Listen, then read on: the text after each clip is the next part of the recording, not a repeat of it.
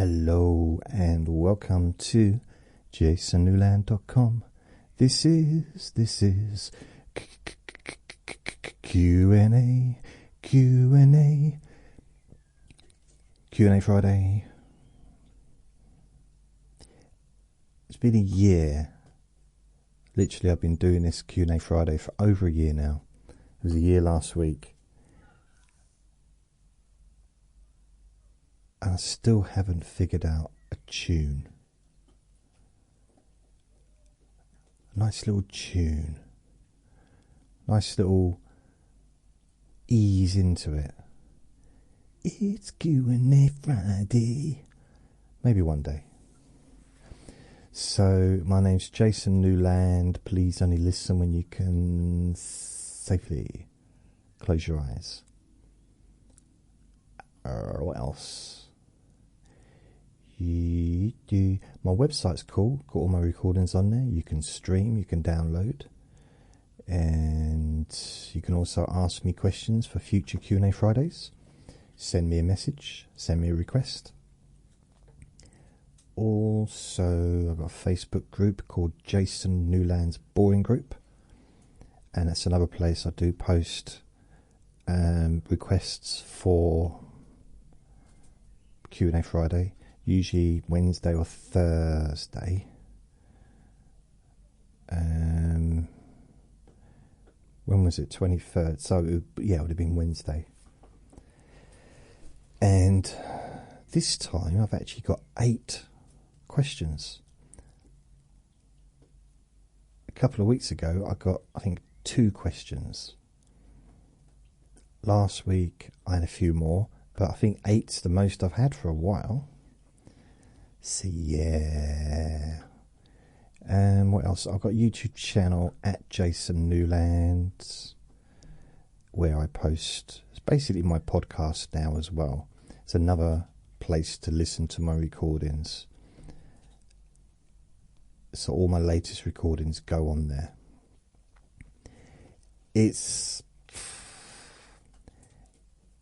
Yeah, I think I'm kind of ruining my YouTube channel a bit by doing this. But maybe over time it'll be appreciated. I don't know. You know, it might be. Maybe over time people will think, oh, that's handy. It's another place we can go and listen to him. And I don't know. YouTube at the moment, it's, you know, I've lost subscribers since I've been doing this. Since I stopped making videos of my funny face talking, subscribers have gone down. Not gone down a lot.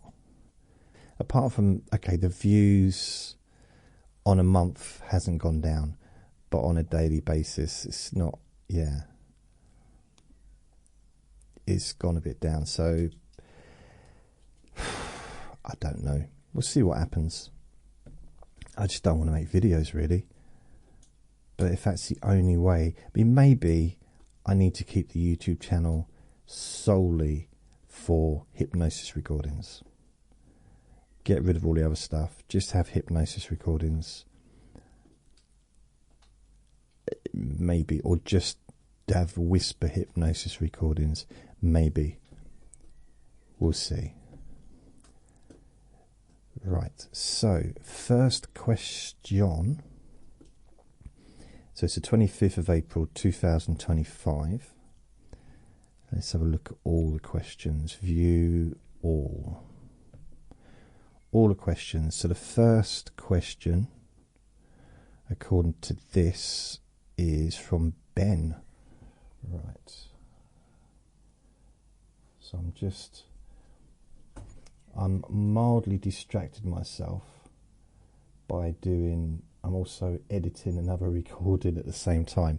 I will give you my full attention, partly. It's just, I'm not editing, I'm just processing. So the editing's been done. This bit's just the easy bit, but it's time consuming. It's basically, I'm partly editing as well. Sort of add in the background music or add in the bits where I'm just talking and doing affirmations and things like that. So, okay, I need to go back. Music, just the music. Right. The thing is, we've got to a point where the day's gone by. I left things a little bit late, so I made a recording this morning, and it was a whisper, just a Friday whisper. And I've done one for the last few days. I don't know why, but I just have. And then, so I edited that. That takes a few hours to do all that. And then I made a Let Me Bore Your Pain Away this afternoon, because it's now 7:02 in the evening. I finished that around 5. Maybe, yeah, probably about 5. And then I had something to eat, watched a bit of telly, then I took Vinny out. I was out for a lot longer than I normally am, because one of the neighbours' daughters was excited to see Vinny, so she was playing in the park with him. And I got back, I probably left here 20 to 6, got back about 20 to 7. In that time, really, I should have had all the editing done, but I didn't, which meant I didn't know what to do, because it's 20 to 7, I still haven't done the Q&A Friday, still haven't edited the Let Me Bore Your Pain Away, which gets priority. But if I record the Let Me Bore Your Pain, if I record the Q&A Friday, I'm not going to be able to edit it and upload it for tonight, because Big Brother's on at 9, the live eviction, the actual final show, and I'm not going to miss that. And that finishes, so yeah, that starts at 9, Celebrity Big Brother final eviction, finishes at 10:30, I think. And unless I feel energetic and do the editing then, or I suppose potentially, just potentially, I could do it if I do the very first edit, and then I can do the rest of the processing while I watch it. That is a possibility, I suppose. So yeah, kind of left myself a little bit late in the day to get everything done. You know, it's no one's fault. I'm the one that decided for some reason to do another Let Me Bore Your Pain Away. I don't know why. I don't know. God, I started laughing during that one. I mean, you know, it's not hypnosis, it's not supposed to be hypnosis, it's just me talking. But, you know, I caught myself off guard. I said something silly, and it made me laugh. But what can you do, you know? There's going to be some people that take it seriously, like, what are you doing laughing? This isn't. But you know what? I don't know. If something makes me laugh, it makes me laugh. I thought about editing it out, and then I just changed my mind. I reduced the sound on that bit because it was a little bit loud, but other than that, I just left it in. It's only a few seconds. It was just silly thing. So we'll see. You never know. Oh, by the way, I've lost Jason Newland's boring group on Facebook. It was 217 members. Now it's 216. What's happened? Who's left? And why? Why have you left? That's the big question. Why would you leave but I love you. Why would you leave me? Why? So yeah, it's all right. I'm okay with that. Well, clearly not, because I just made a big deal about it. But yeah, generally, I'm not too bothered. Other than, yeah, a little bit. It just makes me curious. I mean, the person might have actually left Facebook or come off Facebook temporarily. As it is, I don't have any friends or family on my Facebook. And if I accidentally have them on there, I'll block them. Not because I'm being rude, I just don't have friends or family on my Facebook. My Facebook is, I wonder how many more times I can say Facebook. It's specifically for what I do online. That's what this is. You know, always has been, pretty much from the beginning. Since 2006. I mean, 2005. When was Facebook first come out? Was it 2007? 2006? I don't know. I mean, it might have come out. I was never necessarily trendy, so I might have discovered it once it became popular. So it might have been around a while before. So, okay, here we go. Ben asks me, a couple of questions all rolled into one. So I've got questions from Ben, Rich, Hillary, Tammy, Anne, Cindy, and Ali. So Ben asks me, best thing about life at the moment? I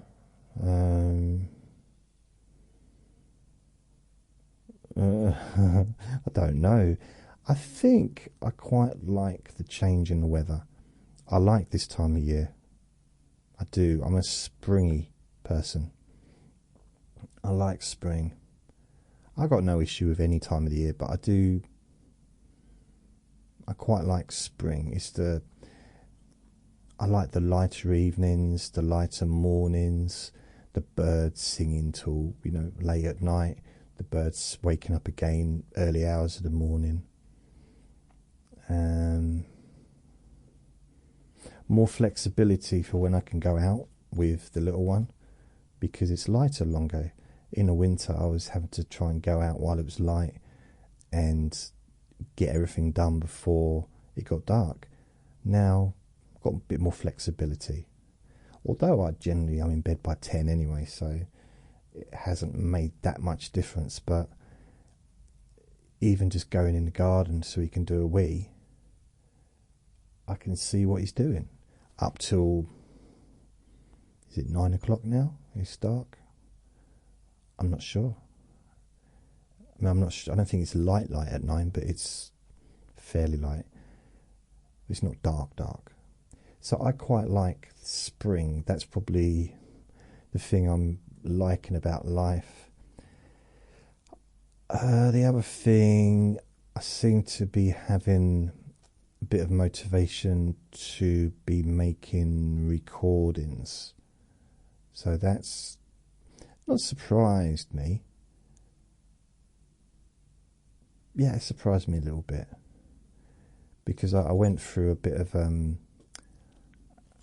a mildly manic state a couple of weeks ago, and I was doing like 3 recordings a day, and I was just getting so much done, and then I thought I was going to crash. And although I didn't kind of completely crash. It was sort of temporary. It wasn't like full on. So I'm quite grateful for that. I know you've not asked me what I'm grateful for, but it's a similar kind of question, is it? What's the best thing about life at the moment? I feel quite good about sending my first stepmum the flowers at Easter, even though it's not opened up. It's not opened up communication. I wasn't doing it for that. I was just doing it just as a nice thing, and just to say thank you, really, for all she did all those years ago, and to let her know that she's appreciated, and I do appreciate what she did. I probably didn't at the time, to be honest, because I was a kid. And when she left, she wasn't my favourite person for quite a while, because she left. But ultimately, it's kind of, if it wasn't for those 9 years living with her, where would my life be? Where would I be now? I think she just caught me in time. I was just young enough to be positively affected by her in a substantial way that allowed me to survive, at least. I got through life. I mean, made loads of mistakes, but I think, I don't know, I like to think that people like her, my nan, Andre, and some other people, my friends, people, family, whatever, that I've been close to over the years, have all had a positive impact, and perhaps made me a better person, or want to be a better person. There's still a lot of work to be done. It will never be complete. I'm like is it the Golden Gate Bridge? Once you start painting one, you just basically, once you get to the end of it, you have to start painting it again. It's never complete. It's never finished. I'm nothing like the Golden Gate Bridge. That wasn't a good analogy, really. I thought it was before I said it. I could have stopped myself saying it. I just didn't. Don't know why. So, best things at life. I suppose I seem to be functioning well enough to make recordings, and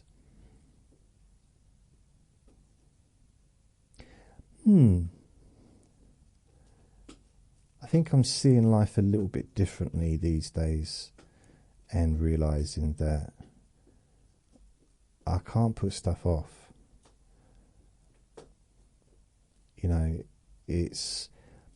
I can think, well, next year I'll sort of maybe do 2 recordings a day.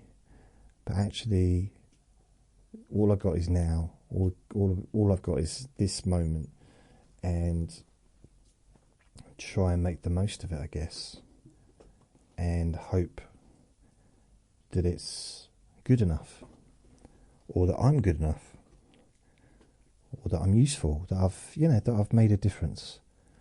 Because ultimately, I know I'm going to be forgotten, maybe during my lifetime, but I know that eventually I won't be remembered. There's nothing's gonna make people remember me, not in decades or centuries. So what really matters is now, and the people that are around now, that hopefully I can help a little bit. And when I get feedback, I feel better about it. I feel better about what I'm doing, because otherwise it can turn into a little bit of an ego thing. Like I have to pretend that I'm successful, or pretend that I'm helping people. But when I see it in writing, that it's like, okay, well, I'm not pretending. Someone's actually is finding what I do useful.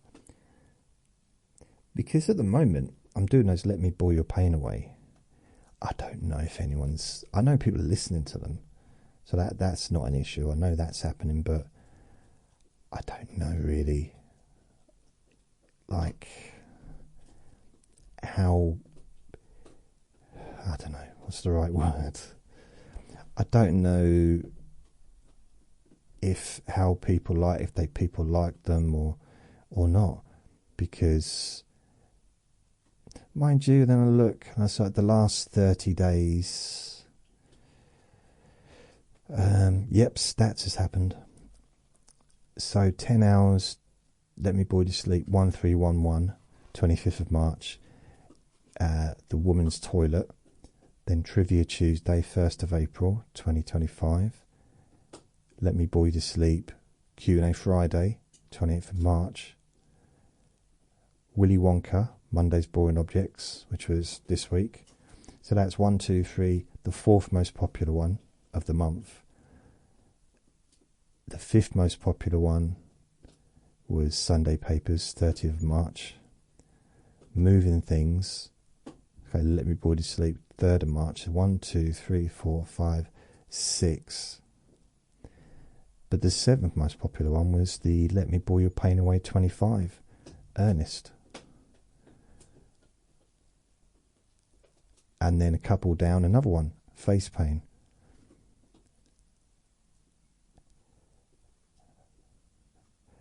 Let Me Bore Your Performance Anxiety Away has been quite popular as well, which was a request.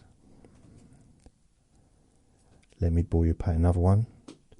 The relaxation techniques, that was fairly popular. So people are listening. I say popular, I mean like as far as statistics go within the different, over the last 30 days. I mean, I don't know, over the last, should you see for this whole year, what's been the most popular recording? Or should I say for the last 12 months? For the last 12 months. Most popular recording. In fact, I deleted some stuff, didn't I? I got to stop doing that. If I just go just this month, this year, January to now, which is the 25th. So the most popular, It's Been Noisy. Oh, right, okay. So this is for the last 3 months. January, February, March, nearly 4 months. 107,000 total downloads. That's all. That's on Spreaker. But I've also got SoundCloud one as well.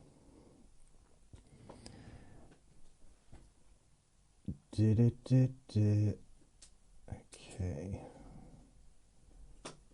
Just checking something. You're working on the editing, aren't you? No. Yes, you are. Okay, maybe. Why can't you do that? Put it on pause and do that. Why have we got to listen to you doing it? Well, you're not listening to me do it. I mean, I might not be doing it. The fact that I just told you I am doesn't mean I am. Constantly lying. So the last 2 weeks has been, the last 3 weeks have been quite busy. So anyway, it's quite weird. It's Been Noisy, that was number 1. The Susan Sue special, Let Me Bore You to Sleep, Q&A, that was one of the most popular ones for this year. Magic Mirror's Deep Sleep Whisper. Let Me Bore Your Pain Away, number 11, 10 hours of music, 8th of January. So that was the 1, 2, 3, 4, 5, 6th most popular one of the year so far. So someone's listening to them. I just don't know if it's kind of like, I don't want to do something if no one's listening. I know they entertain me sometimes, and it might seem correctly so, probably, that I'm just entertaining myself when I'm doing these, and there is a degree of that. It's not why I'm doing it, but if it entertains me, then I'm going to enjoy doing it, if you know what I mean. That makes sense, really, doesn't it? And with the Let Me Bore Your Pain Away, I'm talking about stuff that I'm interested in. Yeah, I'm not just talking about my life. I'm talking about, a subject that I'm actually quite passionate about, actually. Don't tell anyone. But at the same time, do I really know what I'm talking about? I don't know. I like to think I know a little bit about it, but I'm not qualified in any way when it comes to medical stuff. and I do say that right at the beginning. You know, so if it helps, it helps. If it doesn't, then that's a shame. But hopefully, if people are still listening, then it must have something going for it. Because I believe that people are too intelligent, really, to be listening to stuff if it's not useful. Even if it's just entertaining, or it's, you know, a friendly voice to listen to, a familiar voice, or relaxing. I mean, relaxing is a really good thing. I mean, it's so important to be able to relax. So if listening to me wobble on, it helps, then good. What's your chill out, zone out music? Right. I like classical music. I like piano music, but I've noticed when I listen to piano music, you can hear the clinking of the keys. It's almost like they've got the microphone in, like, on the lap of the pianist. So I kind of, it's a bit clattery. Not all of them, like some of the older ones, like Richard Clayderman, and, you know, from the 80s, who was a huge star back then. The reason actually I like piano music is because my first stepmom was a pianist, and she had a piano in the house, and she was really good, really, really, really great at doing it. And she used to play classical music, and I used to love listening to it. One of my favourite things. And I mean, really, I've been listening to music to relax since I was a kid. Since I was really, really young, I've been listening to, I say really young, as far back as 10. As far back as 10, I can remember lying down, listening to classical music, and also listening to an album of movie songs or soundtracks. And it just used to relax me. And then when I moved upstairs, when in the family home, I used to listen to albums like Buddy Holly, used to listen to Madness, the Monkees, like just my favourite albums I'd listen to, and I would just relax. You know, whatever it was something I enjoyed listening to. I didn't so much, I mean, I used to listen to the radio as well. Once I left there, I can't just answer a question simply, can I? I have to give you my whole life story every time I answer a question. So's about that. When I moved, always loved music. I remember I went to my uncle's, and he bought me a Walkman.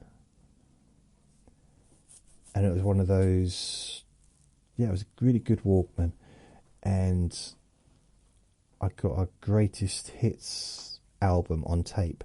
I'd already got it, and I was listening. So I was in the basement, because that's where my bed was, down there. And that was like his playrooms. He had computers and all kinds of stuff. So I was sleeping down there, and sometimes I'd just go down for a rest,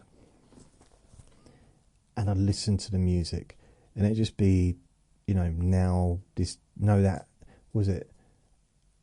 what I call music number 2 or number 3 or number 4. It's very early on, so it was like 1983 time. And I used to relax, just lay on the bed and relax. Because I remember one of the songs, I just remembered one of the songs. Now that's what I call music. Don't give up.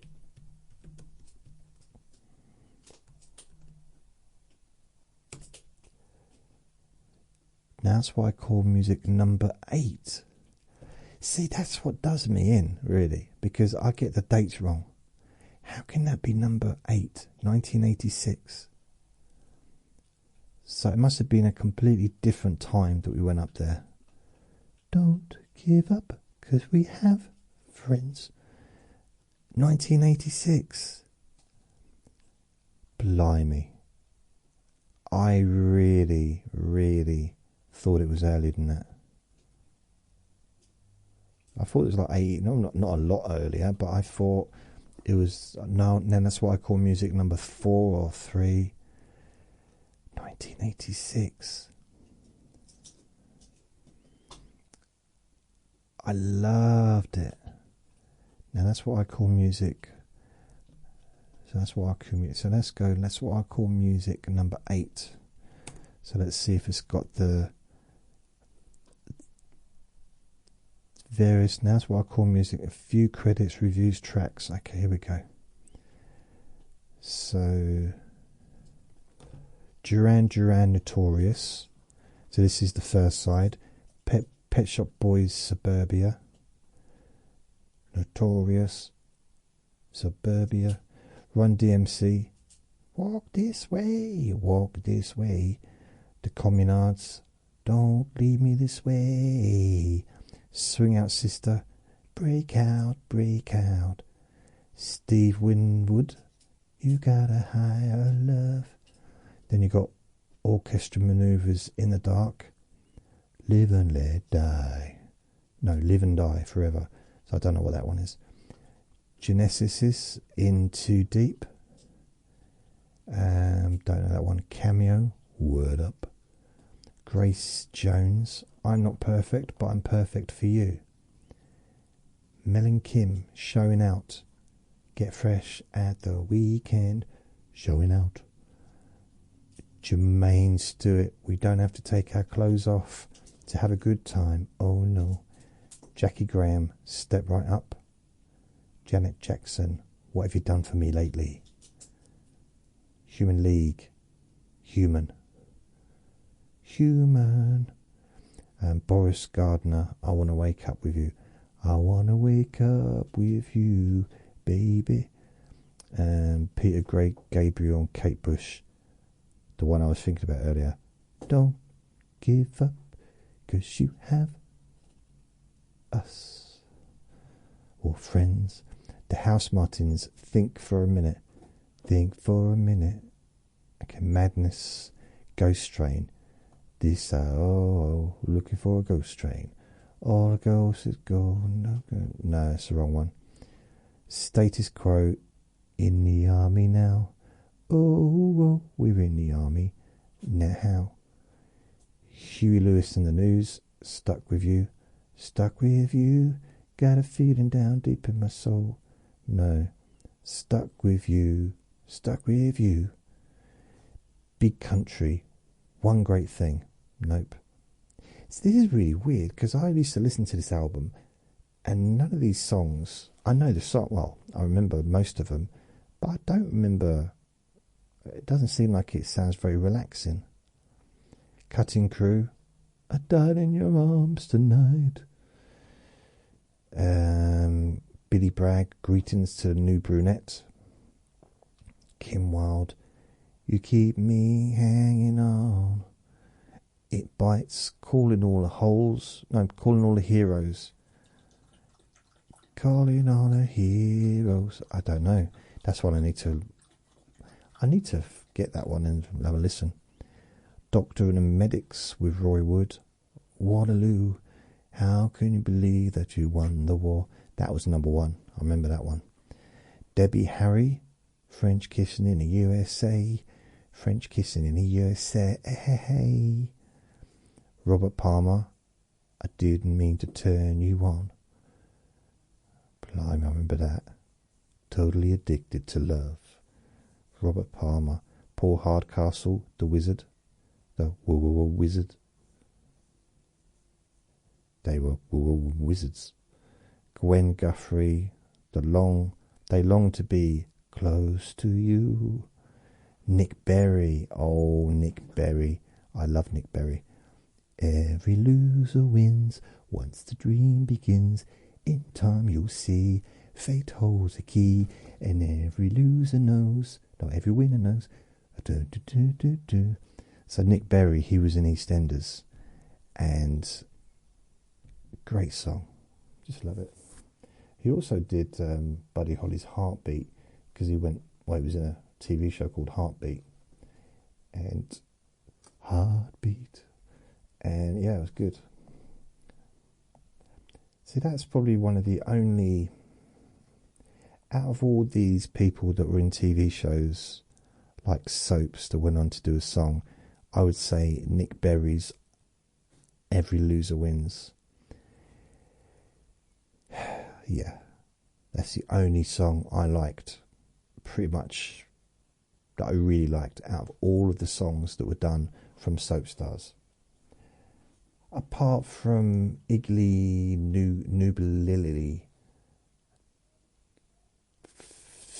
what was it? Newland, was she in Home and Away or East or Neighbours? Newland, I can't remember her name, but she did a song in about 97, 98, 99. That was really good. Saying I'm gonna be there, I can't remember the name. Well, yeah, I might not be doing it very good justice, but it's a good song. And then when I left school, I'm probably on a Sunday, I used to listen to music in the evening. Or no, on a Sunday, I used to listen to music during the day. Michael Jackson mainly, though.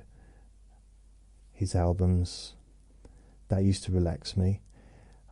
I also got in the habit during the 90s, like the whole of the 90s, and the whole of the 90s, I'd listen to the top 40 on the radio, and that would relax, because I'd just sit there or lie down and just fall asleep listening to it. And yeah, I did. It's just used to listen to just general music, really.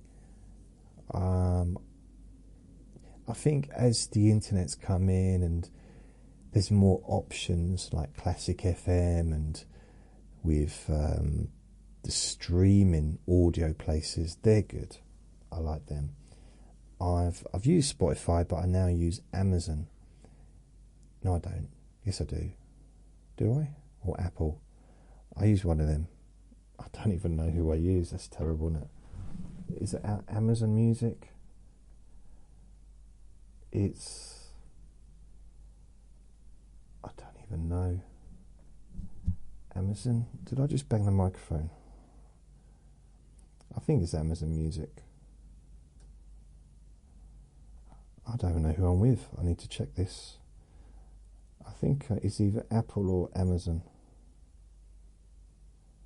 Amazon, Apple.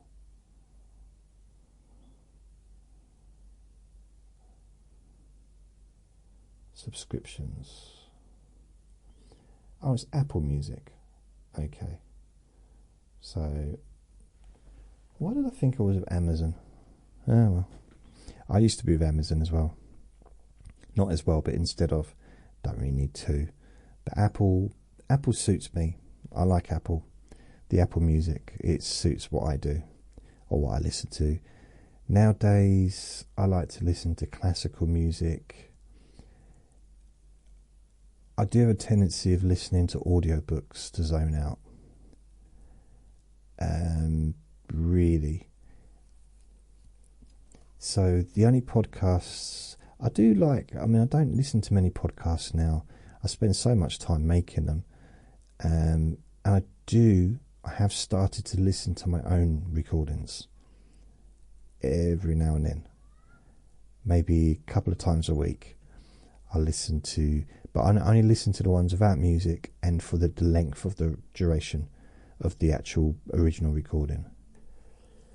So if it lasts for an hour or 50 minutes or an hour and a half, whatever, they're the only ones I listen to.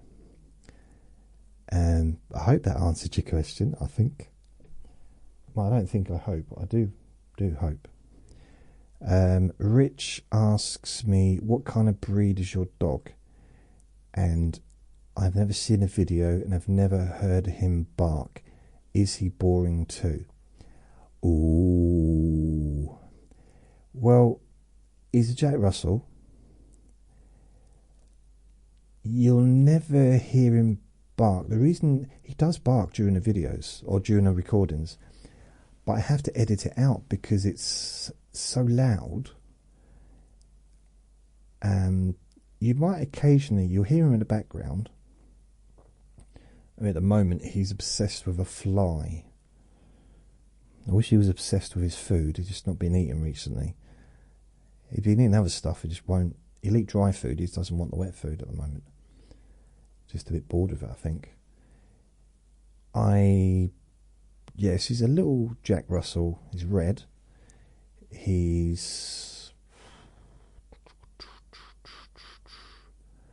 don't know how to describe him really. He is loud, and he goes from 0 to, super loud in a second, in an instant.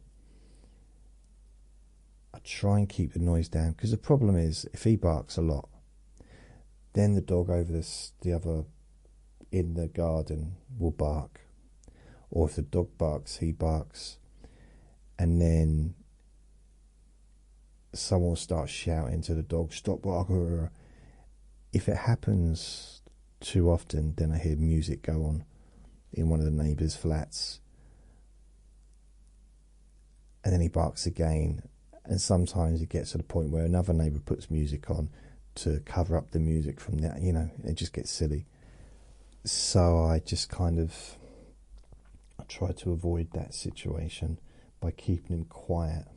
Oh, that was a weird noise, but it doesn't always work. I mean, earlier on today, I was in bed and he literally woke me up while I was asleep by barking in my ear. Not the best way to be woken up, if I'm honest. So that's why I don't leave his barking in the recording. If it wasn't supposed to be relaxing, then I probably would. I'd probably leave him in there. But because, especially, after maybe an hour in or something, it just wouldn't be ideal. Although occasionally I do leave in my laughing, which is probably just as loud. I try not to, but occasionally sometimes I just laugh. I say something ridiculous. And it makes me giggle. Is he boring? Blimey. Did you say 2? Are you calling me boring? Is he boring? No, he's full of it. He's really full of energy, very excitable, very excited. He loves seeing people. He's got a few dogs that he likes to say hello to, but he loves people, really does. I do sometimes think I'm his least favourite person, but that's probably because he spends all his time with me. If he got to spend a bit more time away with someone else, he might appreciate me a little bit. I don't know. But no, he does sleep quite a bit. But I do take him out a few times a day for a walk. So I just said that word. Yeah, he's alright. He's okay.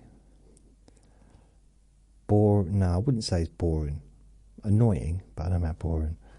And cute as well. So Hillary asks me, have you ever heard of Mrs. Hinch?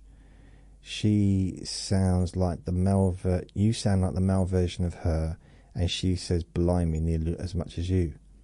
Do I say blimey? Yeah, I don't really notice saying that. Do I say blimey a lot? I notice I say so. I try not to say so. But blimey. Blimey, I don't, do I? I have to listen back. Huh. I think that's what you call a blind spot. I don't really notice. So I guess, I suppose we all do, but I imagine I do have a few verbal mannerisms that I'm not aware of. I know sometimes I can be a little bit, I don't always pronounce my words correctly. Sometimes, especially if I've been talking for a long time, occasionally I slur a little bit. It's not because I'm drunk, I think it's just because I'm tired. My mouth is a little bit tired. Now Vinny just barked then, so I left it in so you can hear it.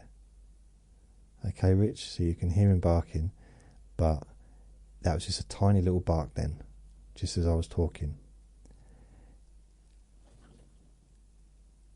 He's trying to get that. He's just frustrated with the fly rather, that he's trying to catch. I've never heard of Mrs. Hinch, so I sound like a male version of her, and she says blimey nearly as much as you. Is it just, what, does she do the same kind of stuff as me? Never heard of Mrs. Hinch. Is it someone that you actually know personally, or is it a podcast, or is Mrs. Hinch? I'm going to look it up. Look her up rather. Mrs. Hinch, Sophie Rose Hinchcliffe, born 16th of February 1990, known as Mrs. Hinch, is a British influencer whose Instagram account features tips for home cleaning. Well, that's where we divide. I'm definitely very different from my friend. That's can't say the word. Her cleaning books and her memoir has been included on the Sunday Times bestsellers list. Wow. Hinchcliffe was born Sophie Barker in Basildon, Essex. So it's not that far from where I live. Before creating her Instagram account, she was a hairdresser. She stated that she suffers from anxiety and that cleaning helped her cope with it. I know someone that's a bit like that. This person said that they love cleaning. I didn't believe her. I was like, why? What do you mean you love cleaning? That just seems... And her name was Sophie as well. No, I couldn't get my head around the idea that someone would enjoy cleaning. Really, I still can't. Right, so she changed her name for the thing. March 2018, she created an Instagram account, initially to show how she and her husband were redecorating the house.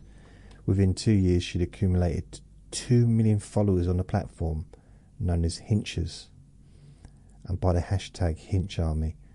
By 2019, 2.5 million, October 2020, more than 3.8 million. So her content includes stories and short 15-second videos in which she cleans and organises her home.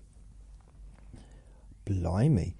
March 2021 ratings site Go Compare listed her as the highest paid homefluencer or cleanfluencer in the United Kingdom, second highest worldwide.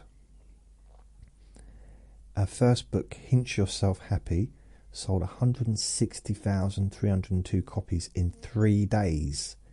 Really? Wow.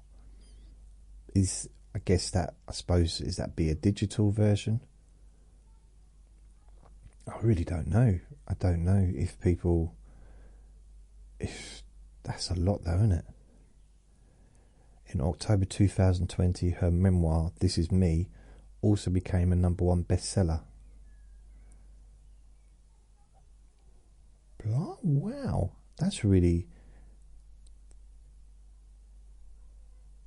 So saying Hinchcliffe suffered health problems after a gastric band operation, and she lost 8 stone, and she was prescribed antidepressants due to anxiety.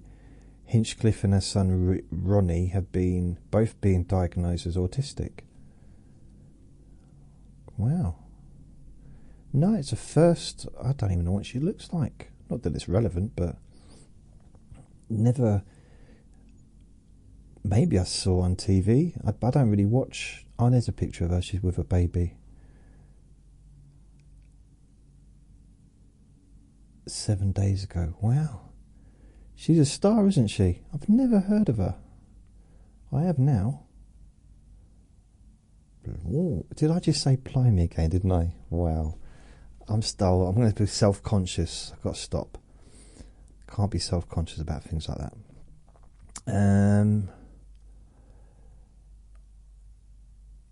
Tammy asked me, what are you up to this weekend? There's only one thing that I'm up to. Well, not only one thing, but there's one thing that's the main thing. And that is watching boxing on Saturday night, which is Conor Benn versus Chris Eubank Jr. There's been a huge build-up to it and lots of controversy, and yeah, I'm going to watch that tomorrow night. I tell you, when I close this window, it gets so stuffy in here because I've got all this electric equipment, and maybe it needs a little bit of dusting, to be fair. So it really gets on my chest a little bit. The heating might be on as well. I don't know. So yeah, that is it. Sunday, I like to just relax if I can. I have a tendency of staying in bed for a lot of Sunday. That's usually my Sunday. Listen to some music, chill out.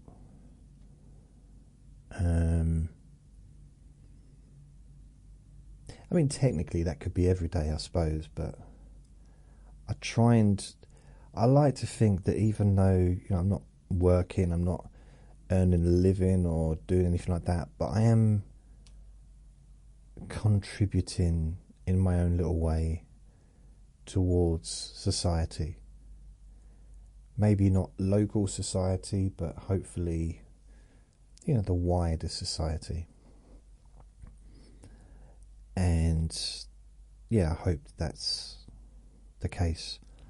But yeah, Tammy, boxing, that's what I'm going to be doing. I'm going to be watching boxing tomorrow night with Vinny, and I watch all the fights. I watch it from beginning to the end, and then I go to bed. So that is it. So that's tomorrow. I may make a recording tomorrow, I don't know, see how I feel. Sunday, there's Sunday papers. In Saturday, I generally do like a catch up or Saturday summary. We'll see how I feel. It depends what kind of noise is going on around as well. Because if it's a nice day, Saturday, there'll probably be a lot of activity in the garden and stuff. So we'll just see what happens, see what goes on. But boxing, that's the thing I'm going to be focusing on. And hopefully I'm not disturbed by anyone. So then I got, Anne, did you ever get your chocolate egg from your neighbour? I did. I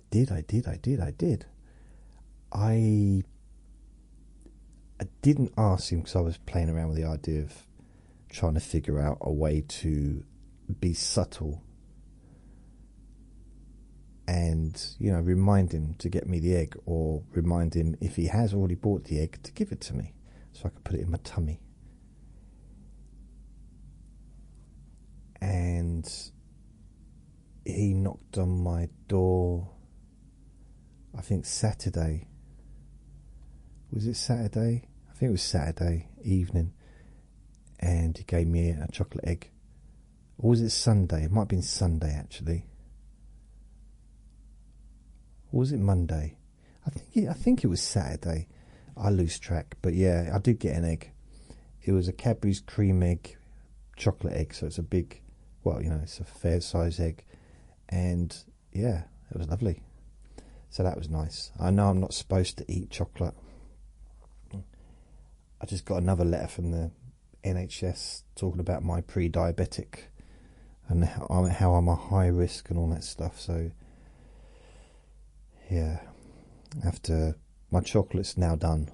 I've eaten a fair bit of chocolate over the last probably two and a half weeks because of Easter, but now that's done. I'm not going to have any more till tomorrow. I don't know, maybe. But yeah, so I did get the Easter egg, and it was the first Easter egg I've had for decades that I've had anyone give me, I think. Unless, of course, I've just forgotten. There's a chance I've forgotten. Yeah. But yeah, it was nice. I didn't have to sort of put any hints. Like putting a new...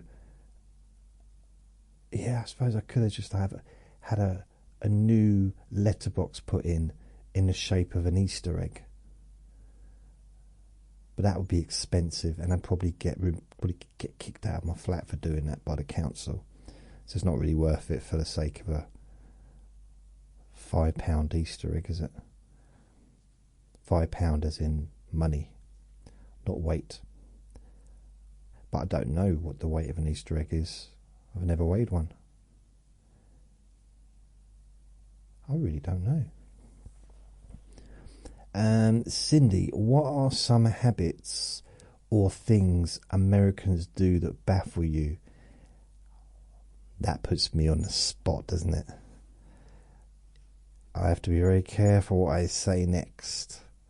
Oh.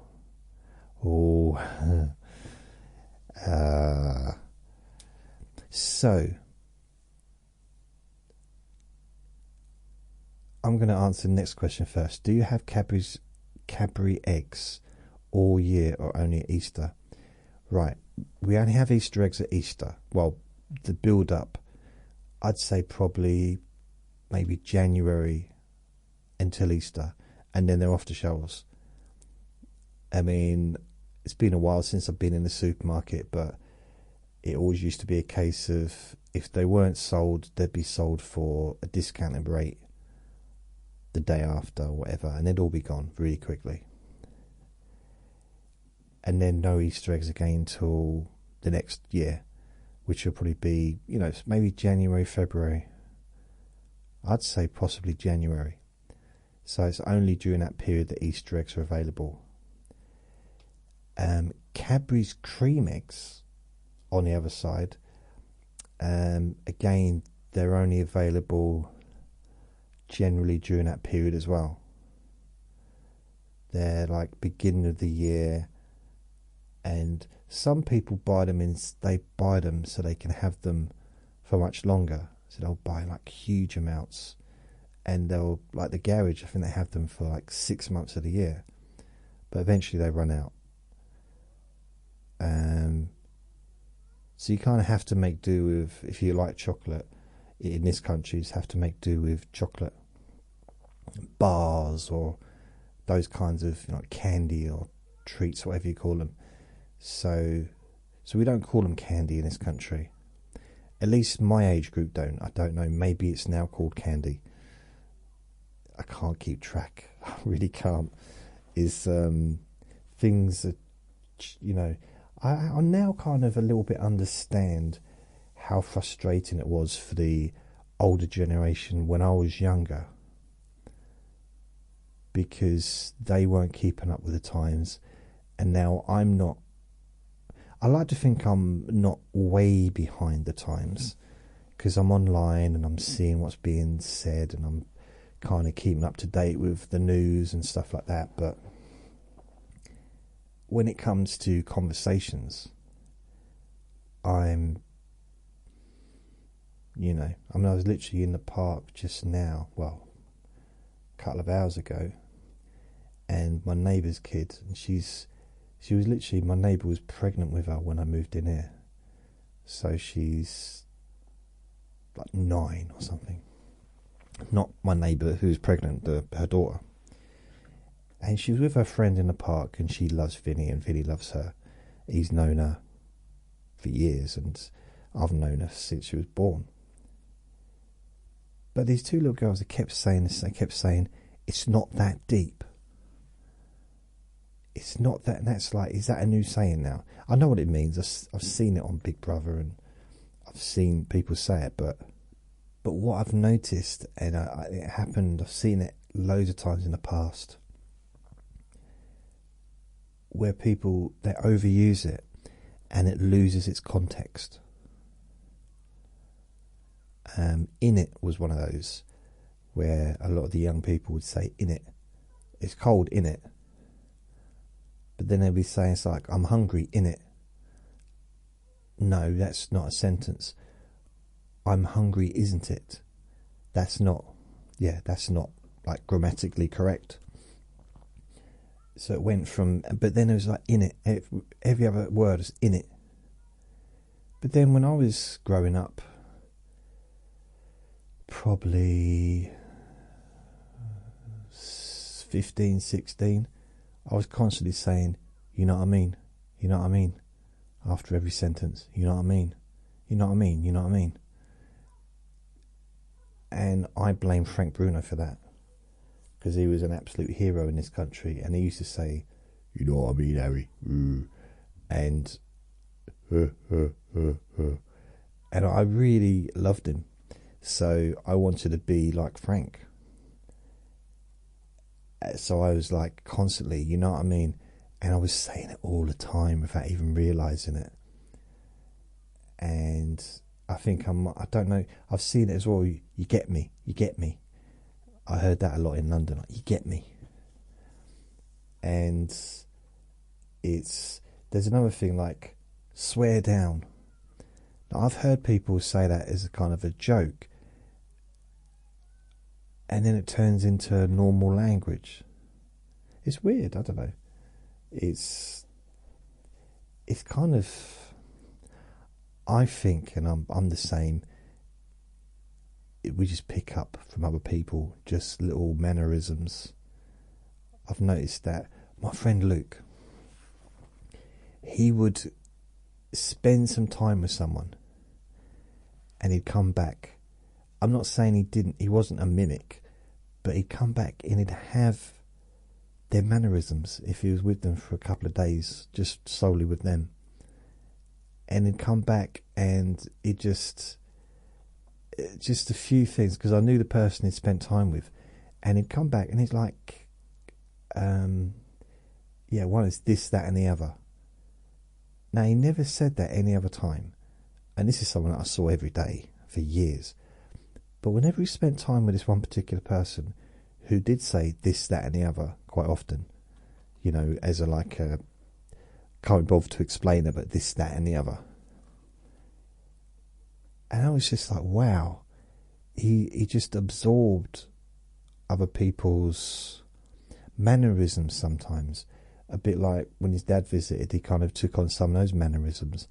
And I wonder if he took any of mine on. But I noticed I took some of his on as well. So it's kind of, if you're around someone, I suppose it's natural, isn't it? And the other person that, you know, this, that and the other was a very close friend of his as well. So I guess someone that he respected, and yeah, I don't know, don't know where I was really going with that, to be honest. Okay, so the chocolate's being sorted. Right, I got to come back to this. What are some habits or things Americans do that baffle you? Okay, baffle. Baffle's an okay word, isn't it?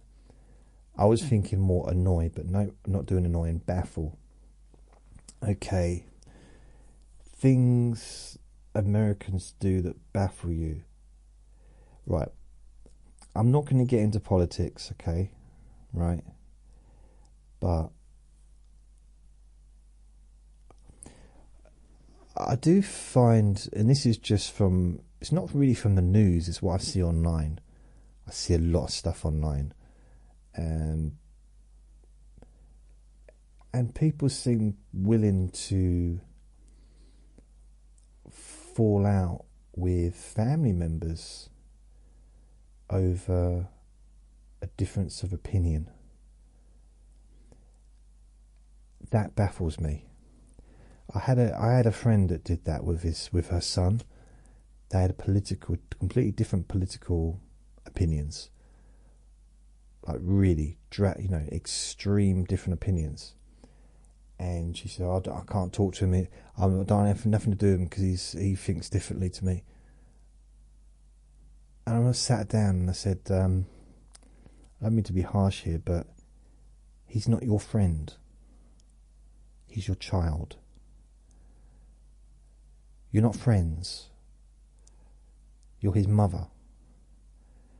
Because he was only like 17, 18 at the time.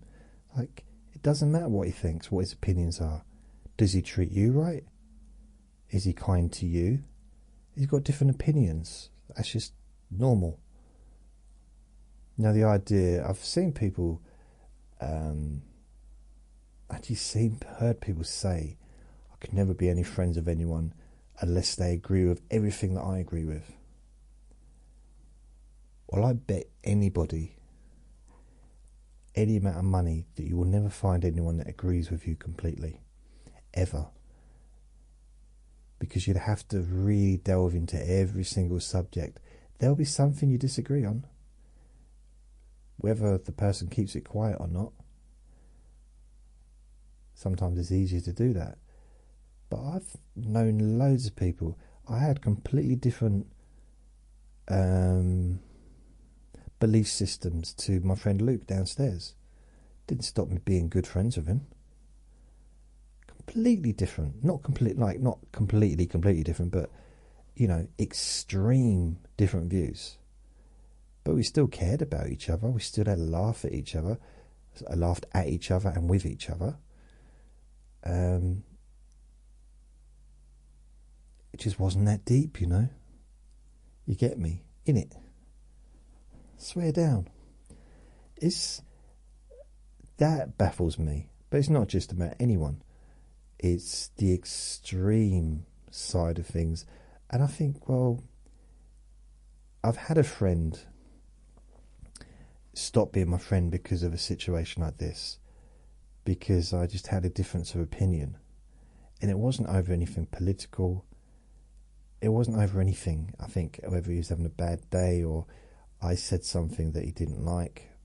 But, a friendship that was from 1989 all the way to 2015.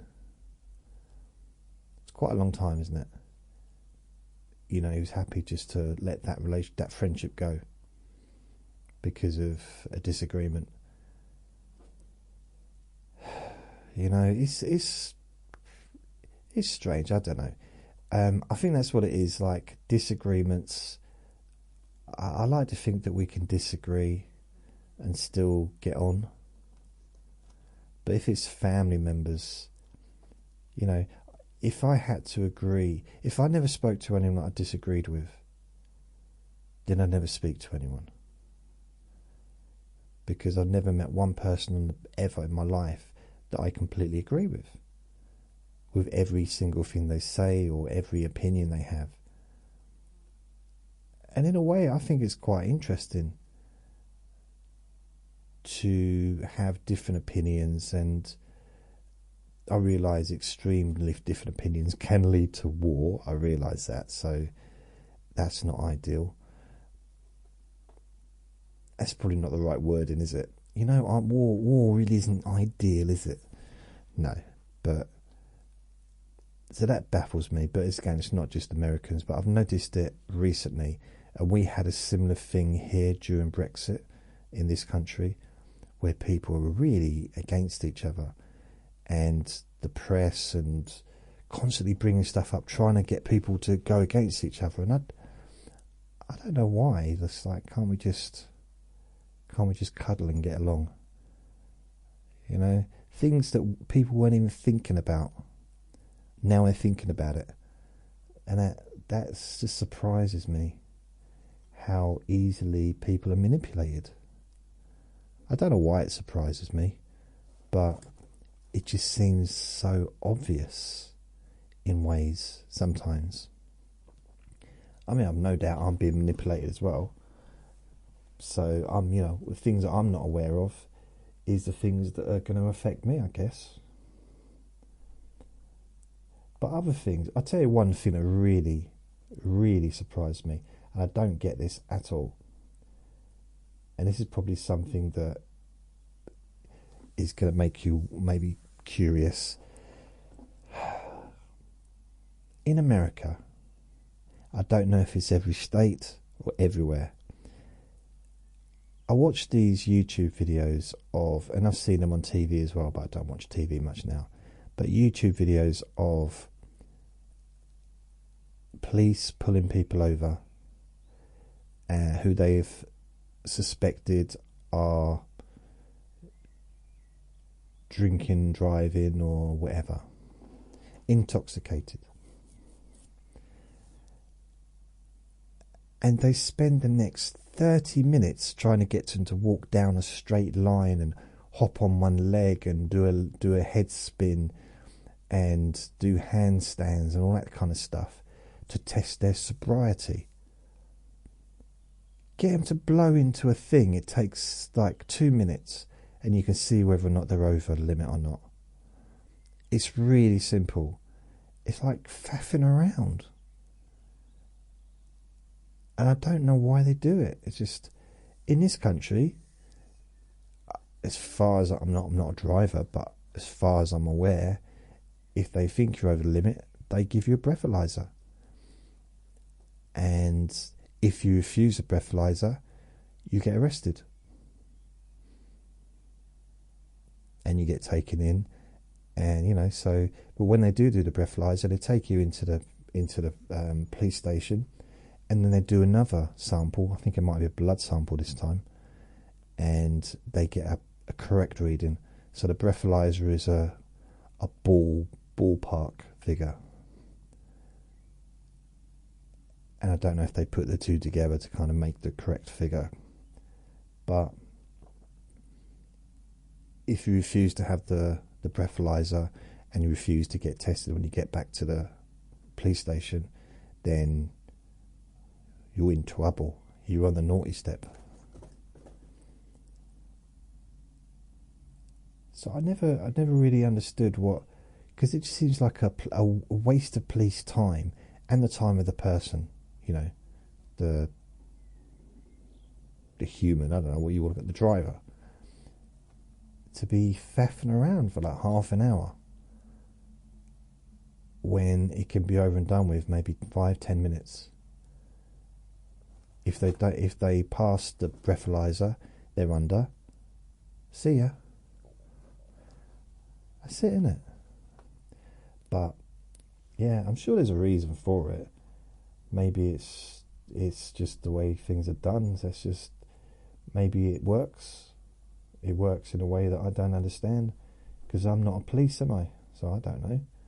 It just seems a little bit wasteful, a little bit of a waste of time, trying to get someone, especially when they're clearly drunk or clearly intoxicated.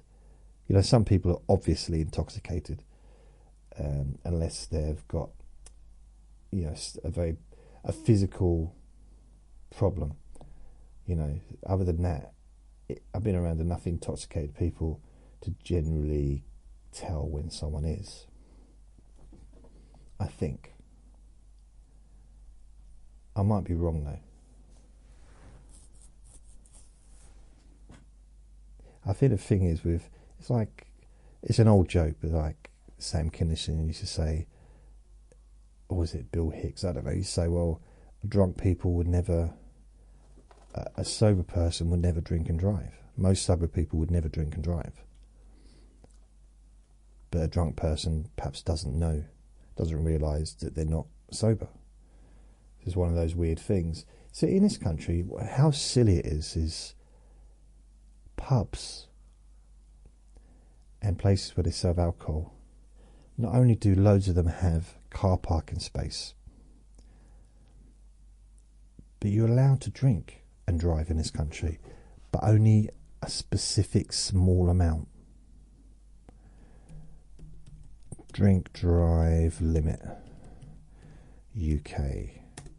So the UK limit is, you can drink, blood alcohol limit, I don't know, pint of lager, 1. So let's go one pint of lager. You have had 2.5 approximately of alcohol. You should wait at least 3.5 hours before driving. 1 pint of standard lager.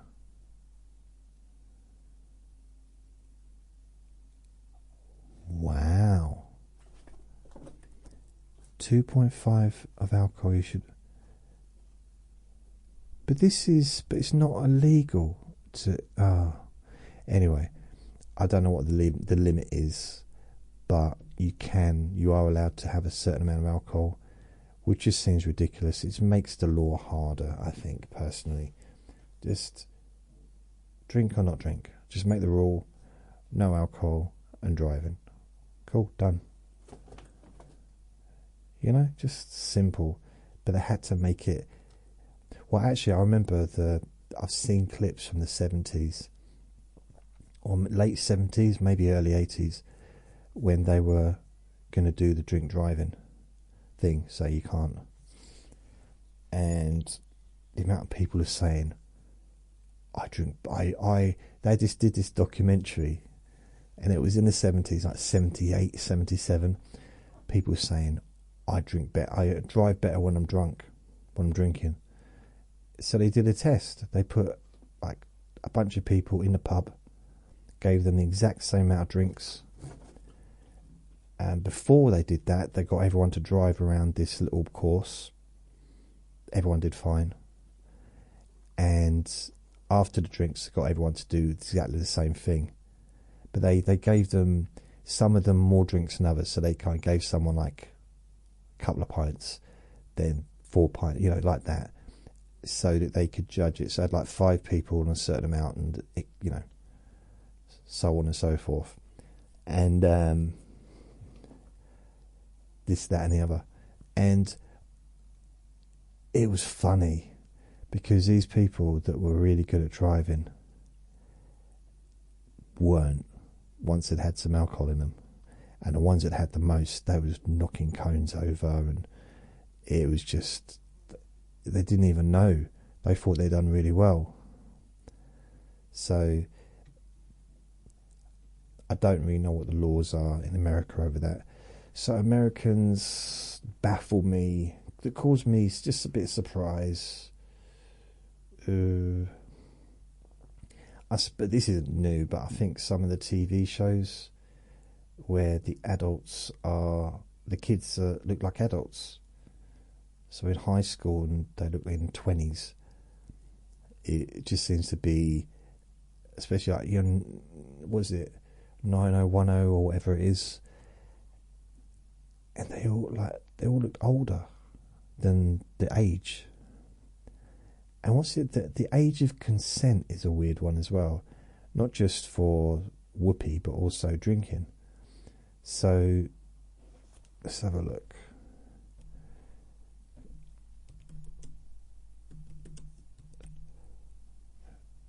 Okay, I know it might change depending on where you live, but it's 18 for whoopee.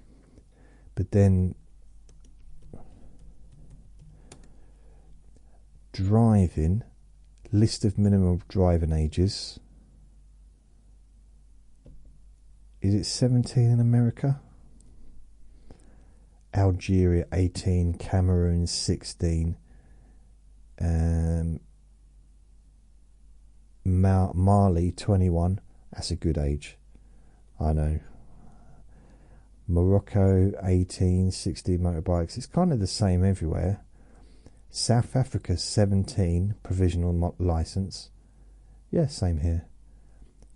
America, United Kingdom 16. So United States 16 is legal driving age, but permits can be obtained at 15. Okay, so you can get a driving permit, but you can drive at 16 in America. And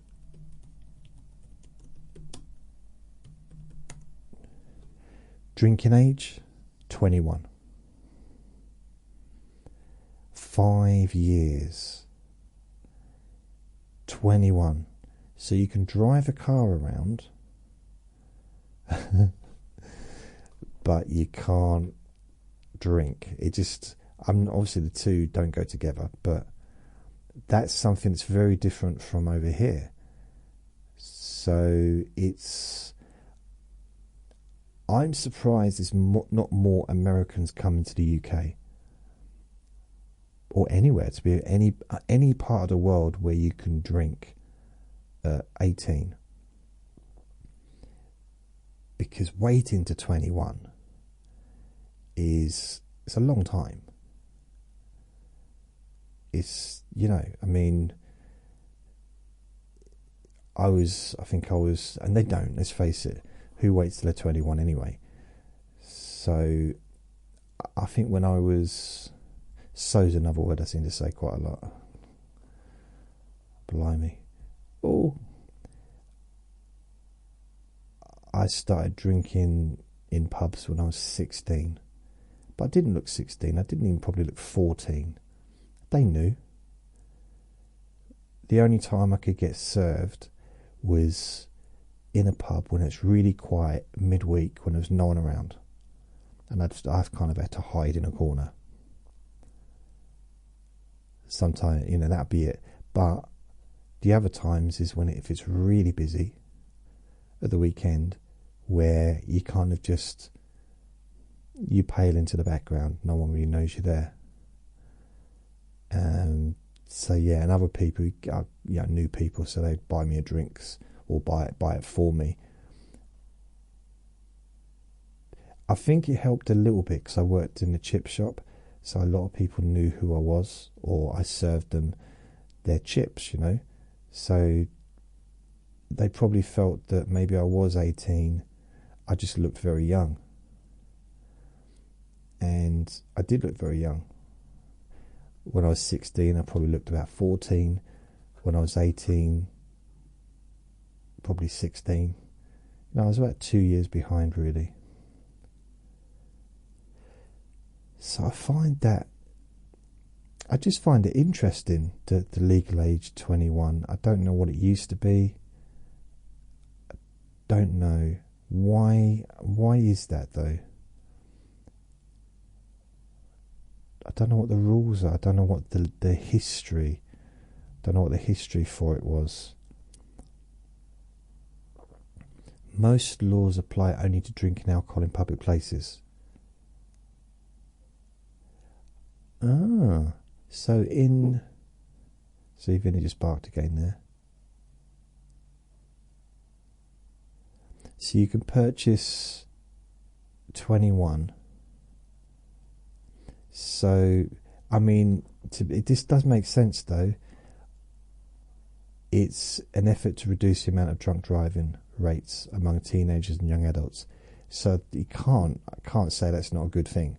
So that actually, yeah, thinking about it that way, because you think about it, like they get used to driving, and let's say 16, 5 years. So yeah, that's a good idea actually. So this is things that I just find, as I said, like a bit baffling. I think it's not bad. I mean, I personally don't think it's a bad idea to have people not drive until they're 30 and ban alcohol altogether. I'd be popular, wouldn't I? But it's one of those things you can't do that. It just wouldn't go down very well, would it? And other countries have tried to ban alcohol, and it just led to crime, didn't it? Led to people like, what's his name, Al Capone, doing naughty things. Vinny, I don't know what other things. I think some of the words I find strange, just baffling me. I don't know quite how we got there, like pronounced differently. I mean, maybe in this country we pronounce it wrong. It's possible, I don't know. But things like aluminum, we call it aluminium. Aluminium. What other words? Roof, we say roof. Like in America, roof. Sidewalk, pavement. Just little things like that. It's just zebra. We call them zebras. The alphabet, you know, it's LMNOPQRSTUVWXYZ. It's not Z. We don't say Z here. Perhaps we used to. I don't know. They definitely said it on Sesame Street. And I've heard people say Z, like in this country, like English people use Z. Not just by saying Jay-Z. I call them JZ because I don't do Z. It's said. And I won't back down from that. I just can't. But then if I met him, I'd just call him Jay, wouldn't I? Although that would be uncomfortable. Because I'm Jay, not him. I'm the original Jay. Because I'm older. Am I older? He might be older than me. JZ. How old is he? He might be older. He's a year older than me. But that's not his name anyway. It's not Jay, is it? It's Sean Corey Carter. So he was born December 1969. We don't really hear much over here about what's going on with him. Just like with, just that kind of stuff. And what's his name? Puff Daddy. Diddy. I mean, I don't know if what's happening. I don't want to go down that rabbit hole, but Puff.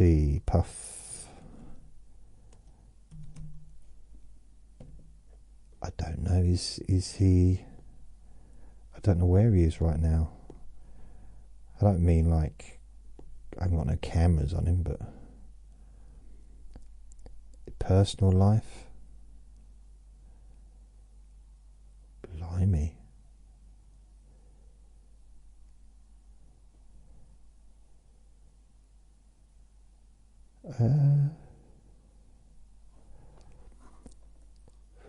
All right, okay. So he's still in the same place he was before. Okay.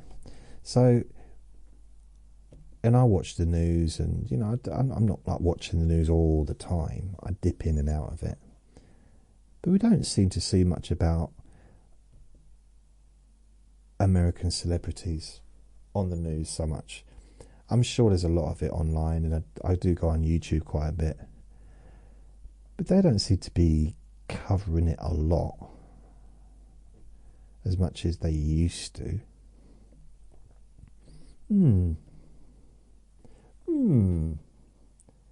don't know. I'm walking in the air.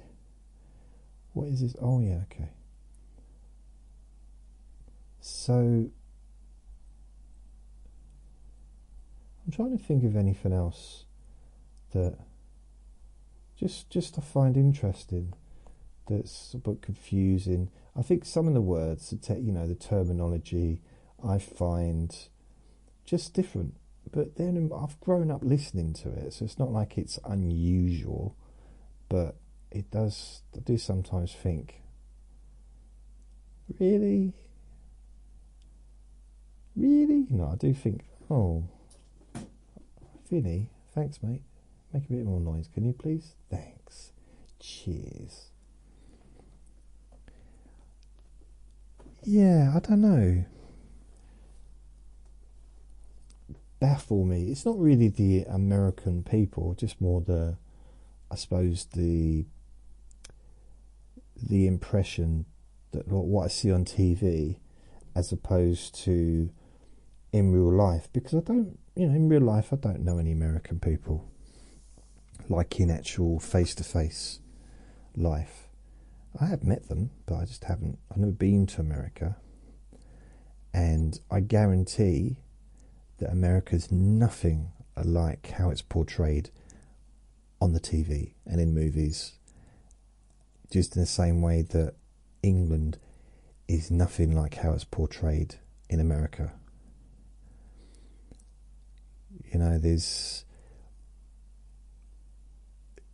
I've been told that by lots of people as well, and even stars have said it, that, what's he doing? He's staring at the floor, and there's a fly on the floor, and he's just staring at it, and he's inches away from it because he knows if he goes near it, it'll just fly off. Hours of entertainment for him. So I'm just trying to think. I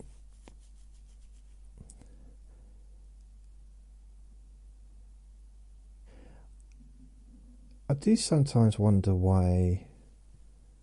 Again, this could be, I don't mean this in a controversial way. It's the same here though, but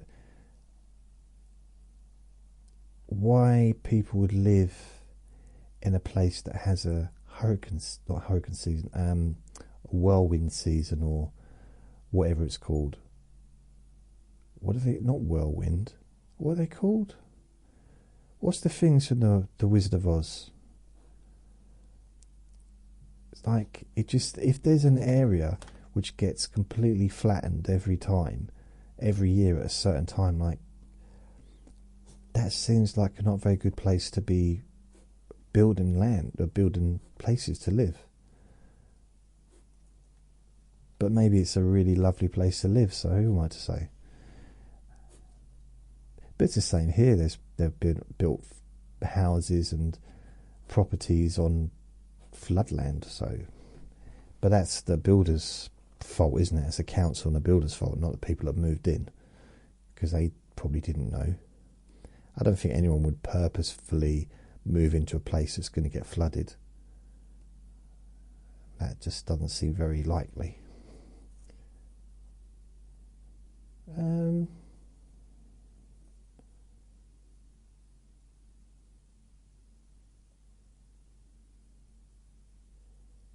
I find what else baffles me? I think it's just because it's all based on what I see on TV, what I've seen in movies and TV shows, reality shows, cartoons.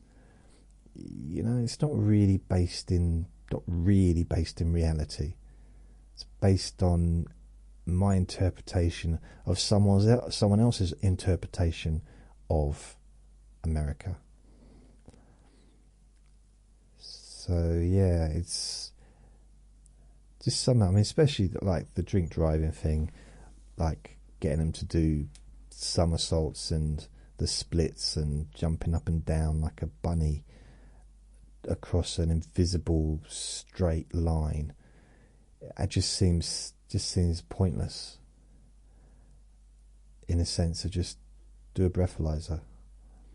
Seems to be the thing, the most ideal thing. Another thing, I mean, I want to go through differences, but I'm surprised that just the amount of guns out there, if there is as many guns in America as what is portrayed, then I'm surprised that anybody goes around causing problems with each other.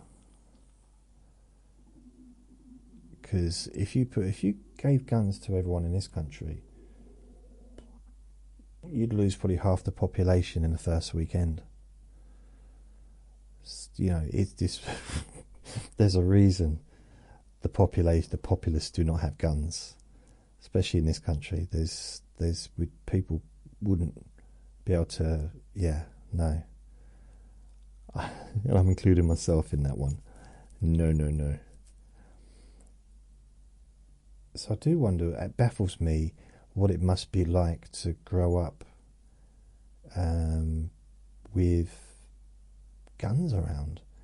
I mean, it used to be. If you'd have asked me this question 20 years ago, I would have been going, how can you stand seeing the police walking around with guns? But now we have guns here. There's more and more police with guns. There always used to be in London. That was standard. But now there's more and more armed police walking around. I mean, they have tasers as well, but it's more norm. It's just more kind of how it is now. But that has always baffled me a little bit. The whole gun thing. I understand different sides of the argument with that one. Not that I'm getting into politics, but I understand, it's kind of, it baffles me. This is another thing that baffles me, but in a good way. It baffles me why we aren't more like that in this country. See, in America, you can defend your property. You can protect yourself. Someone breaks into your house or someone attacks you, you can defend yourself. In this country, we can't. We can, but you're going to get in trouble. Serious trouble. And even defending yourself against an attack in the street, minimal. Oh, my stomach's gurgling. It's almost like, unless you're some kind of martial artist expert and knows how to softly unarm someone and just put them into a gentle, cradling, sleepy position whilst you wait for the police to come. It's kind of ridiculous. Because we can't carry anything. We're not allowed to carry guns, obviously, because we don't have guns, but we're not allowed to carry anything to protect ourselves at all. Nothing that could be classed as a weapon. So if you're going to walk around with a baseball bat in your bag, you better make sure that you've got a baseball in there as well. And have a good reason for having the baseball bat in there. Even though that could save your life. It's one of those weird things, It's just... I'm going to get some dog spray, because we can't use mace. Mace is illegal in this country. Everything that could help you is illegal, pretty much. But you can get dog mace. So with a dog attack, you can spray that. So if you've got a dog, if you're a dog owner, you can carry that around and use that if necessary because it's going to work with a human just as it does with a dog.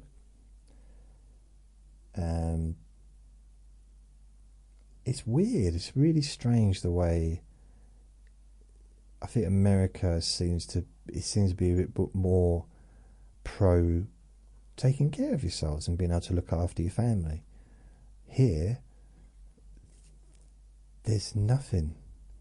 It seems to be whoever's willing to do whatever they do will get away with it. Very strange. I don't understand it. It's gone in a weird direction, but yeah, it's just there are things like that baffles me. That's not about Americans, it's more about the difference between here and there. So I'm trying to think what other things I'd like to visit. I mean, it won't be welcome, but I'd like to visit America, providing things, sort out in the world and everyone gets on. That's all I really want in life. I want everyone to get on. Don't have to agree with each other, but just get on, you know, just work through it. There seems to be there's a lot more focus on things that divide us than things that actually pull us together. And there's more things that pull us together. I mean, I'm a Buddhist, I live in a place, a local person that's Muslim. And we've got more in common than we have difference. It's completely different religion, different ideals, you know, different kind of belief systems, I guess. But we get on really well. He's got a lovely family, and they all like me. And I mean, his wife cooks me food. You know, it's like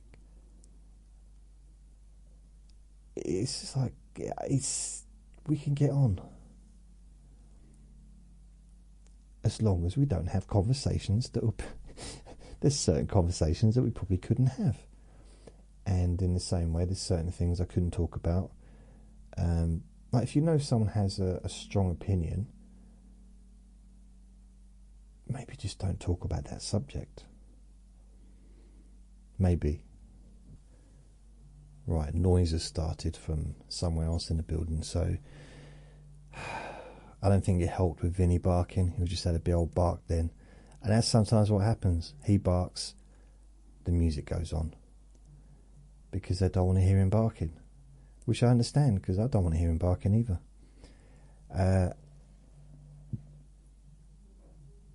Ali asks, what are your thoughts, beliefs around manifestation? Manifestation. Well, I've read or listened to loads of books on this subject. And for me, I've kind of gone quite deep with it. Just to find out what the original people believe in and where it came from and all that stuff. I mean, it goes back a long time. And the main book is Think and Grow Rich. That's the main book. And I mean, I know I'm coming at it from a different angle, I suppose, but if anyone wants to really understand about the, well, should we call it the secret? It's not a secret, but you know, the manifestation. The best teacher, he's unfortunately passed away a couple of years ago. Bob Proctor devoted his entire life to teaching basically what's in Think and Grow Rich, the book. Think and Grow Rich was written by blimey, it's gone out of my head, that's ridiculous.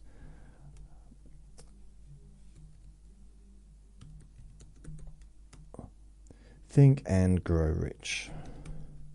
Napoleon Hill. To me, there's two of the biggest exponents of that book that are promoted the most. I mean, over decades and decades and decades, would be Bob Proctor and Earl Nightingale. Now, Earl Nightingale is a video of him on YouTube. It's called The Secret. Is it called The Secret? I Have a Secret or something like that. That's where I came over him probably 6 years ago. And the movie The Secret, which was The Law of Attraction, Manifest Your Dreams, 2006, and it just had a bunch of people just talking about the law of attraction, and it became like really popular and everyone was talking about it. I was interested. I read it. I watched it on YouTube online and stuff when it first came out.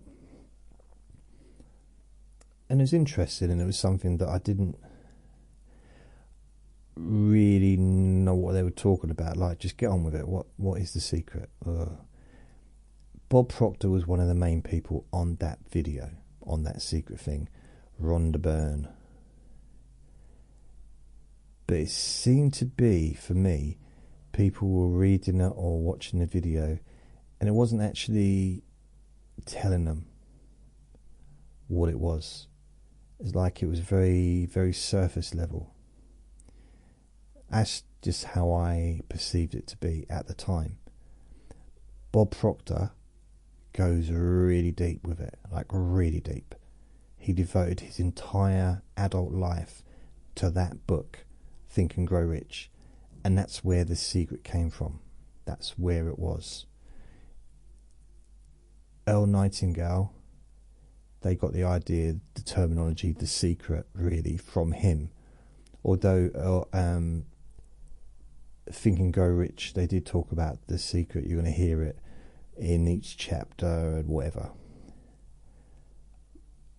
Earl Nightingale loved the book, but then he started to study, and he studied lots of other books, and he became he was one of the first real stars, one of the first real stars of self-help. I mean, Nightingale and Conant and Nightingale or whatever, that company sold self-help books and audios for decades. And he was quite a big star in America in the 50s and 60s. I think he was on radio and things like that. I think there's also videos of him on TV as well, I think. So he expanded upon it. Bob Proctor really went deep on it. He also expanded on it, but he kind of, I find Earl Nightingale, the way he describes it, different. It's nice to hear him describe it in certain ways that really make sense. Bob Proctor goes, as I said, really in a different direction, but he covers everything. And then you've got the actual person that wrote the book, Think and Grow Rich, and Napoleon Hill. I've got tapes of him talking as well, books where he's talking, and I've got, I think, like 3 different versions of that book on audio. I've also got audio of Napoleon Hill talking himself, because he devoted like 20 years of his life to interviewing successful people. I think he also interviewed people that weren't successful as well, but that his focus was successful people. And he got introduced by, what's his name? A tycoon in America. He was, I was going to say Lego, not Lego tycoon, although whoever owns a Lego is going to be a tycoon, isn't they? Is it Iron? USA tycoons.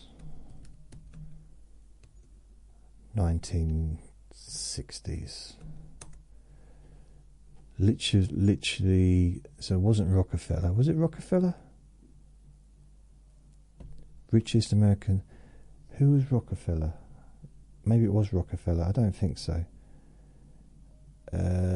It wasn't Howard Hughes.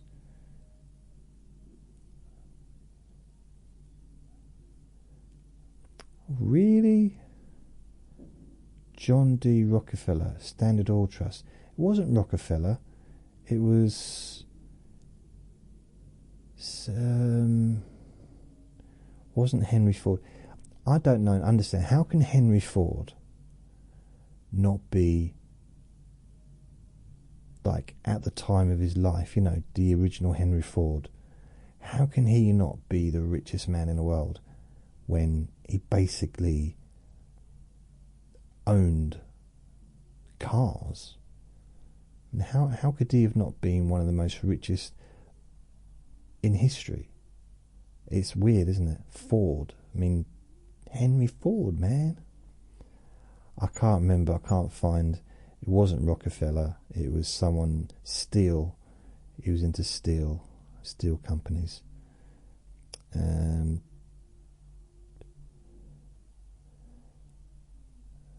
Oh, it's going to bug me now. I don't know why.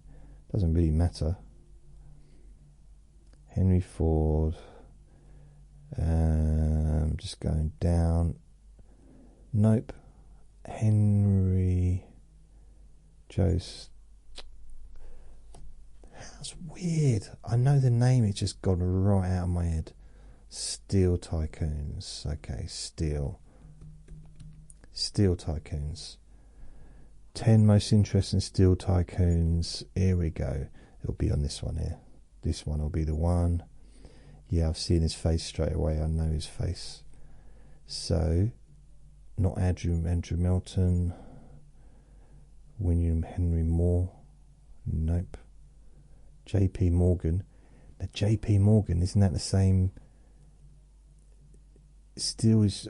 Wow. He bought the steel company off of the one I'm thinking of.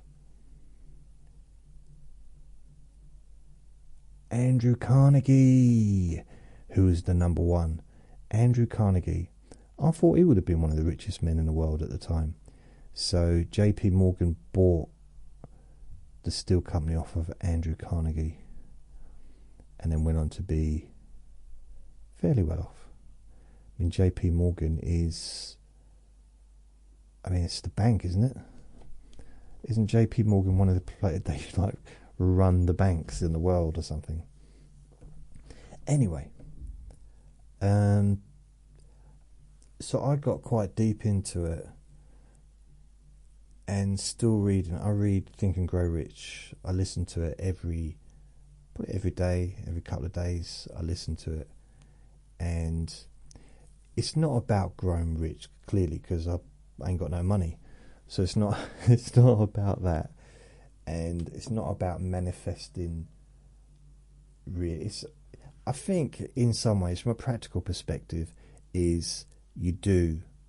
It's what you do. You get what you sow what you reap. You know, it's quite as simple as that. You get what you put in. You get out what you put in. You do nothing, you get nothing. Earl Nightingale, his phrase, which is my favourite phrase of all time, really. Well, no, I mean outside of a relationship, would be is we become what we think about. And that resonated with me. When I first heard it, it resonated with me. And it makes sense, because it fits in with everything I've learned psychologically, from the hypnosis perspective, from the Buddhist perspective, even from any religion, really, in a sense. It fits together. And I've seen it with my own eyes, heard it with my own ears, experienced both personally how my thoughts have affected my life and how other people's thoughts have affected their lives. And it's pretty much undeniable to me. So that is my thoughts and beliefs about. I don't really think of it as manifestation.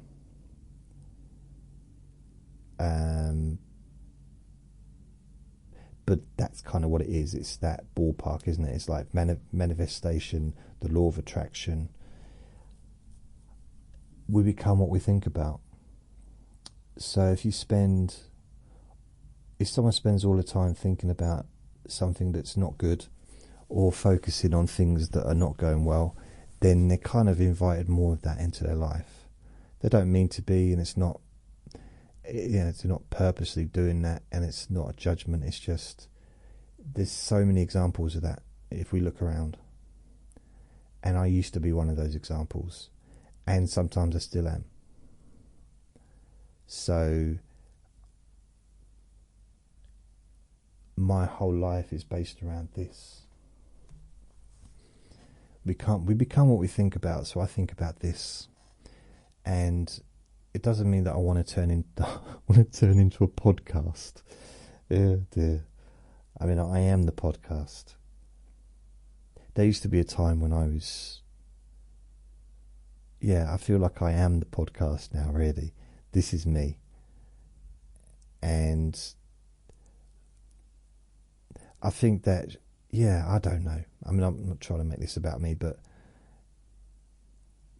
I just want to say about the America thing. I hope that didn't come across as bad, because I know a lot of my audience, maybe the majority of my audience, are from America, and I really, really appreciate anyone that listens to me and finds me useful. So it's never a criticism. Every country's got its. You're not the only weird ones. We're all weird. We're all weird. England, wow. What I do like about Americans is it seems to be more upbeat, more positive. You know, have a good day. Have a good day. Here, in this country, how are you? Not too bad. Could be worse. You know, it's a very. And it's not even negative, but it is negative, but not negative. It's, yeah, there's kind of like that, or just expect the worst. No good deed goes unpunished. All that kind of rubbish. It's like, I understand that mentality, because I go in and out of that. You know, so I'm trying to. For me, I'm trying and get some sentence out of that. Keep saying the word trying. The attempt is, by focusing on positive stuff, I can get out of that hole quicker when I fall into it, as it were, and maybe not fall as deep. And have a reason. I think that this is what I think I've come to this conclusion. I know this isn't supposed to be a philosophy of life, you know, but I kind of come to the conclusion that really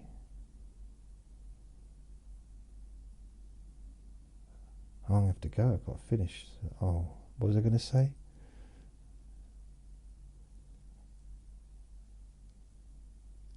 Just trying to just do our best, innit? All we could do is our best. And Big Brother's on now, so I'm going to go. See? I was about to tell you what my philosophy of life is. Just focus on one thing. And this is what I do. This is my entire life.